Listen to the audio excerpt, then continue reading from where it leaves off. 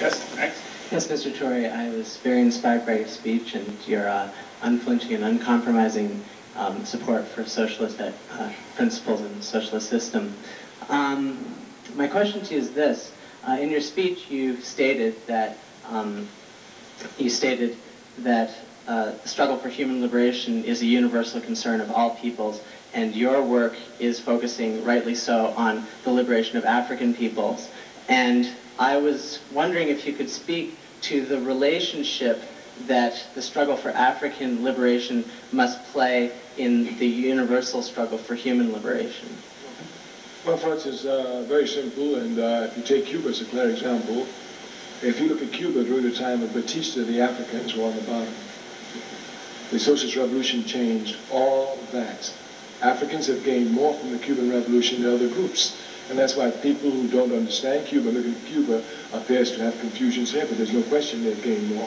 Now, of course, since the Africans are at the bottom, everything becomes better. I'll give you a clear example here in the United States. About 3 nights ago, I'm ill, so I hate television, but you have to see what the enemy culture is about, you know. So since I'm ill, I have to take the opportunity. Let me see what junk they're trying to intoxicate people with. And the other day, I saw a program. I'm sorry, I forgot the politically correct term. But it was a program about fat people. And I'm sorry, there's a political, I don't know what the correct term is. All right, huh? I'm sorry, but the name is escaping me. Anyway, and they were organizing themselves against the discrimination they faced. And they went through a whole lot of things about from the time they're children, the discrimination they faced in our terminals. Now, when I looked at this, I immediately recognized that they must thank the movement of the 60s. I know this, even if they don't know that. It's the Africans of the 60s that made protest legitimate in America. Before the 60s, if you protest, you were a communist. People were running. It's the Africans, to hell with communism, we're going to protest, Jack. We're in trouble. You understand? And that's the Africans who broke out of this. And really, if you even look at the history of Martin Luther King, they tried so much to make him appear he's a communist so they can stop him from all his demonstrations. He just continued and left them by the wayside. So the changes even that have occurred in America and have been profound, all of them are a result of the African struggle in this country in the 1960s. So once the Africans were at the bottom, anytime things get better for them, it's getting better for everybody above them. Anytime they wake up themselves, they got to wake up everybody above them. So once you're fighting for the oppressed, same is true. The American Indians concentrate their struggle on the American Indians. And I tell them, fight for the American Indians, because once you gain victory here, you will gain victory for a lot of us. So once you struggle again for any part of oppressed humanity, as long as you're seriously struggling to advance humanity, you advance all of humanity, because humanity is one, even though people may not think so. Thank you very much.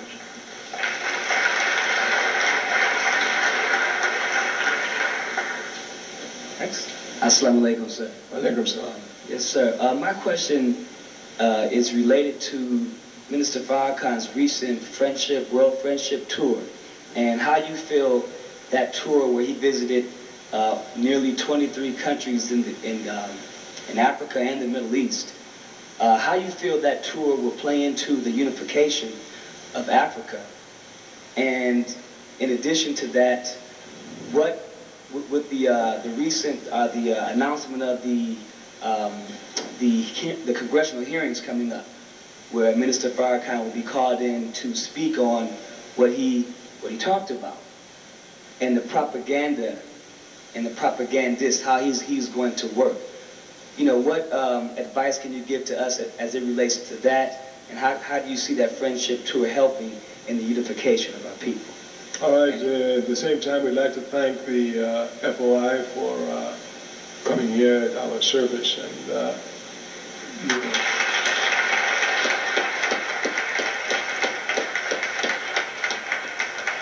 And I spoke to Brother Akbar, and he assured me you'll be here, but I want you to know as an FOI, man, that your orders didn't come from Akbar Mohammed, they came from the Honorable Elijah Muhammad. Yes, sir. When I was chairperson of STIC, when I was elected chairperson of STIC, the first public meeting that we had was with the Honorable Elijah Muhammad. Yes, it blew everybody's mind. They thought we were going to be the Roy Wilkins with King. No, the Honorable Elijah Muhammad, that's where, you know, because he taught me a lot, and I want to thank him. Now, I was a young man. Yes, sir. And of course, I'm 54 now. No, 55, yeah, 55, maybe 55. Look wonderful. 54, I'll be 55 in June in 3 more months. My sister's reminding me. But I was 26 when I had the meeting with the Honorable Elijah Muhammad. So I was a young boy, and then, you know, a wise old man that I was listening to from the time I was a student. So throughout the entire day, I said very little. I took copious notes, of course, you know. And, at the end of the day, the Honorable Elijah Muhammad, we were at the table. He looked at me and said, "Son," he said, "the devil wants you." I said, "Yes, sir." He said, "Son, the devil's trying to kill you." I said, "Yes, sir." He said, "Son, you must be careful." I said, "Yes, sir, I'm very careful." He said, "Son, I'm worried about you." I said, "Oh, please, sir, please don't worry about me. Sure, we can handle everything. And even if death gets me, I'll just be death on the battlefield, just like any other soldier." Yes, sir. And yeah, but you're too precious. We don't want that going down. He said, "Son, I'm going to give an order to the FOI that wherever you are, they must go there to protect you." That's I was overwhelmed. I said, "Oh, thank you, sir." But I said, "Oh, thank you, sir. But, sir, that is too much. They have their work to do. I'm moving everywhere." And I gave this whole long spiel about, you know, I thank you, but you can pull it off. You know, when I was finishing my spiel, he said, "Son, I wasn't asking you." So the orders come from the Honorable Elijah Muhammad. So we thank you for following those orders. Yes, sir. And answering your question, it was posed to us earlier this afternoon. We'll just give the same response. We know that when Louis Farrakhan goes around the world, he represents us, whether we know it or not, whether we like him or not. Because the people who receive him, they receive him not as the head of the Nation of Islam, but the head of all of our people. That's how they receive him. And this is just a fact. Yes, sir. So, for me, the fact that they receive him with such warmth, receive him with such pomp, even, just shows what they think about us. What it shows is the strong ties that we have with people outside of America that we are becoming more aware of, and that his meetings with them help this solidarity to grow. So we are thankful for the trip of the Minister of Louis Farrakhan. Yes, sir. Thank you, sir.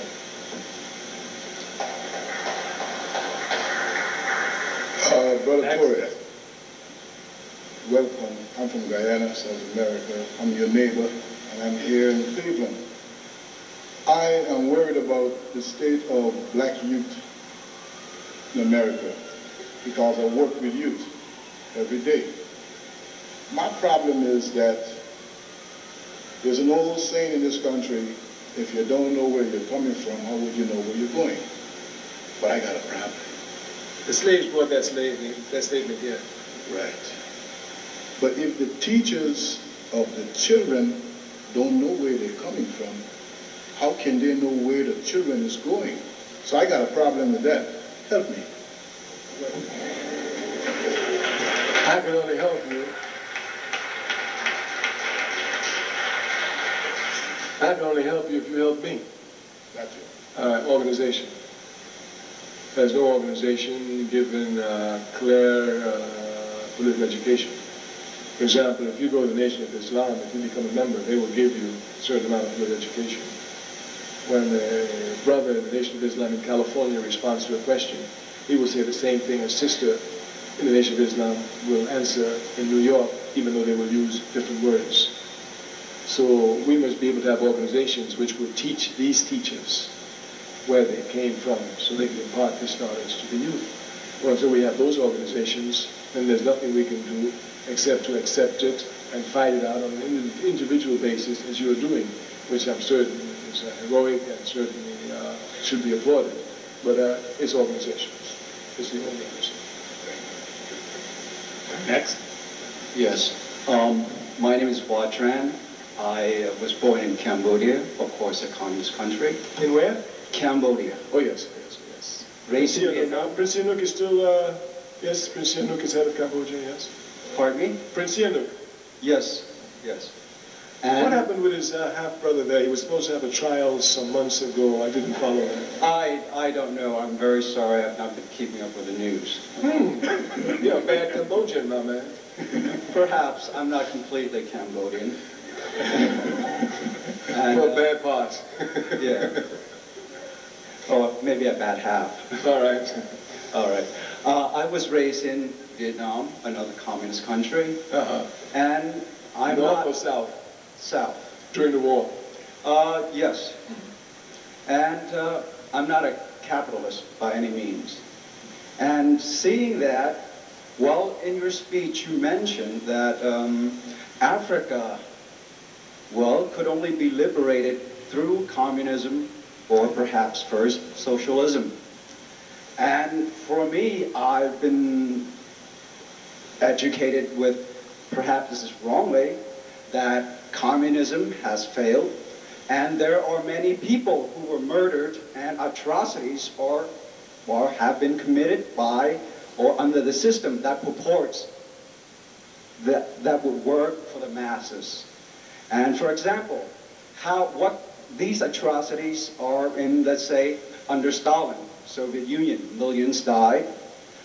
Under Mao, China, the Cultural Revolution, thousands died. And let's say it's also for education or something like that. And during China, of course, with the 100 Flowers Blooming campaign, of course, it lasted about 2 weeks. And of course, for Cambodia under Pol Pot, the great leader of the Khmer Rouge, 1.5 million Cambodians were massacred. So with a system like that, only merely purporting to support the masses without any strong base, so far there hasn't been anything that is extent to convince anyone that communism will work. I'm not for capitalism. Perhaps if I'm for anything, I would be for anarchism. All right, up until your last word, I was following you. But I know, anarchist, I understand the word. Yes, but how would you say that communism would or will work for Africa if it did fail in all these places? Well, in the Caribbean where I was born, the Africans say, nothing beat a failure like a trial.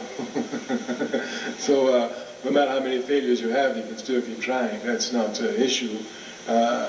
Certainly human society has demonstrated that to us. You know Deadliest? Deadliest was the young man who put on wings with his father, who was Iscariot, was it? You don't know the Greek mythology? This is Western civilization now. So let me give you some of it. In the early days, there was a man, I can't remember the father's name. Was it Iscariot? Was the father's name? Icarus. It's Icarus, thank you. And Deadliest was the son. And they wanted to fly. They actually wanted to fly. And they put wax on and they made wings, and the father showed him how to fly. But the father told him not to get exalted in his flight and go too close to the sun because it would melt the wax and he would fall, you know. And they started to fly, and of course he, as a young man, got exalted, went high, wax, and he fell. Now this is a long, long time ago that man was trying to fly. But today we go to the moon.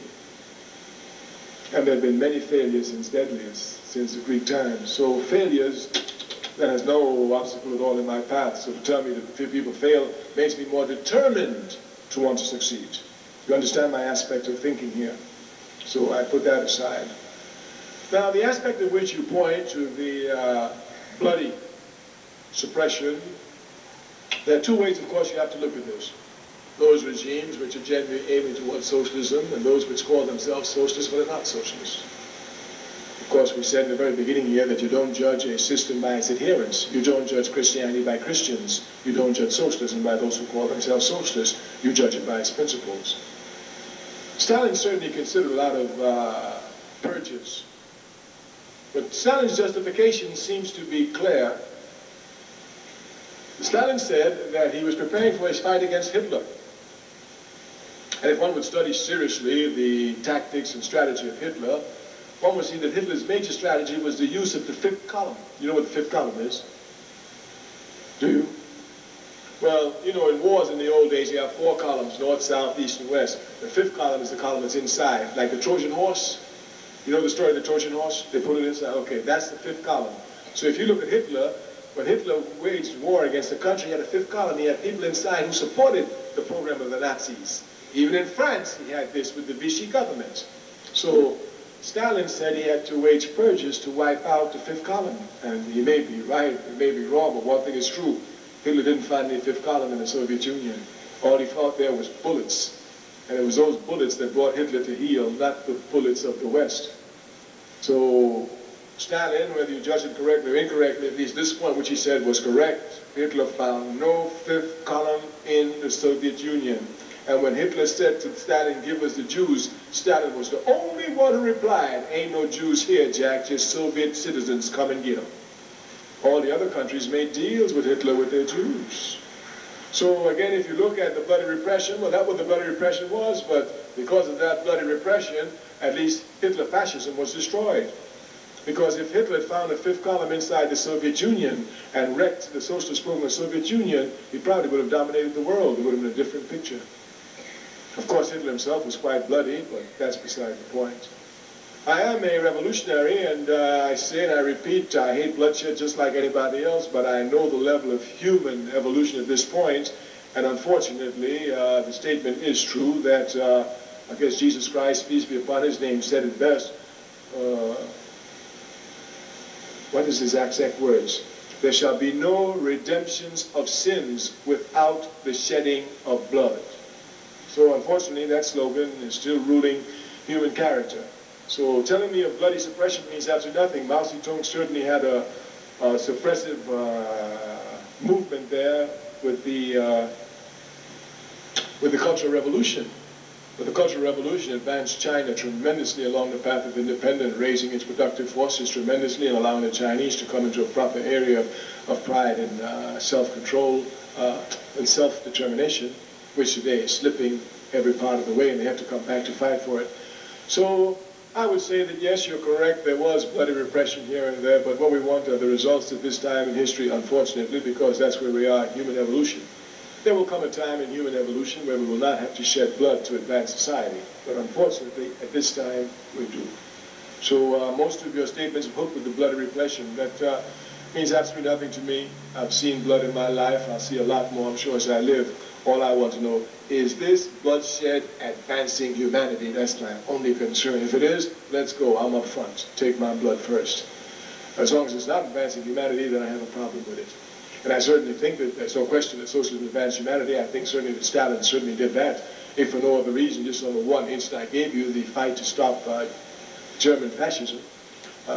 Mao Zedong certainly had quite control, a great deal of respect for this Cultural Revolution. I happened to have visited China during the Cultural Revolution and was quite impressed. And to this day, I consider Mao Zedong to be one of the greatest men that the 20th century has ever produced. And I'm sure the Chinese will have no choice but to come back to Mao Zedong. Of that I'm certain. So we're not upset in those areas. Of course, we continue to have that socialist is a system of the total equality for the people and the only just economic system. The detractors of it, those who call themselves socialists and not socialists, must be judged in that context. But the system itself, the principles are pure. It's a question of the human beings making this pure principle a living, pure reality. Okay, I think we have to take stock. We've got 2 questioners over here, and I'm not too sure whether we've got 3 or 4 over here. Do we have 3? Okay. Are you comfortable with it? We are comfortable. Okay. Okay, well, we will cut off at 5. You're next, Mike. I'm confused about a few things. I know this question has been asked before. And knowing that most of the minorities in this country have grown up here and that we have lived underneath this capitalist society, I understand 2 things about capitalism. 1, it's bad. 2, you can't work in a system that has oppressed you.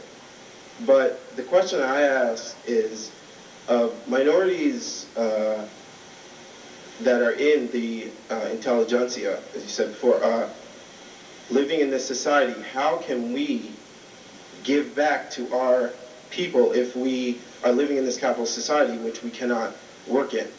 And I understand what you talk about when you say organization, but I'm just confused on what, I mean, I'm graduating in a year, and I know I'm going to have the credentials to work in this capitalist society, but the problem is that from just understanding what capitalism, I'm not going to be able to work in it, if that makes any sense. All right, well, let's give you an analogy you will understand. If it was slavery time and you and I were planning to run away tomorrow night, tomorrow we'd have to work on a plantation. That is, under slavery you were forced to give your labor to the master. You're forced to do it. Whether you want to do it or not, you're forced to do it. But even while being forced to be a slave, you must fight against slavery. True or false? True. Hmm? True. True. Therefore, under capitalism, you're forced to sell your labor. You are forced to sell your labor. But while being forced to sell your labor, you can work against capitalism. True or false? Sure. True.